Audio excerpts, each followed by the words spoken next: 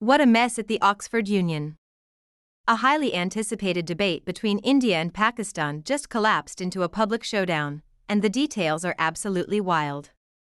The motion was, this House believes that India's response to Pakistan is a populist strategy sold as security policy. It was meant to be a fiery intellectual clash, but it never even started. Here's the breakdown. The Indian side, led by lawyer J Sai Deepak, is accusing the Pakistani delegation of a deliberate last-minute sabotage. On the other side, the Pakistan High Commission in London is claiming the Indian team withdrew, handing them a walkover. So, what really happened? According to Sai Deepak, the entire event was on shaky ground from the start. He pointed out that key figures at the Oxford Union, including the president and treasurer, had strong Pakistani connections. Then, just 2 days before the debate, the original high-profile Indian speakers, including a former army chief, had to pull out. Despite the short notice, Deepak scrambled and put together a new team ready to argue India's case.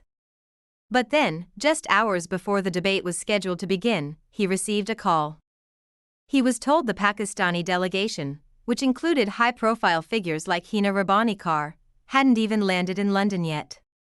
So, the Indian team, reasonably, decided not to travel to Oxford. But here's the twist. Deepak later claimed he received confirmation that the Pakistani speakers had, in fact, landed and were already in Oxford, staying at a hotel. This led him to unleash a blistering attack, accusing the Pakistani side of deserting the battlefield before the battle begins. He suggested they lacked the courage for a live, unscripted debate and slammed the Oxford Union for allowing itself to be used.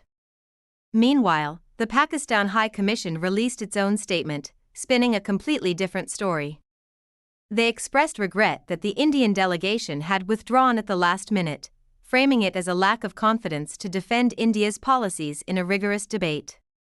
So you have two completely opposite stories. One side says the other ran away, the other side says the same.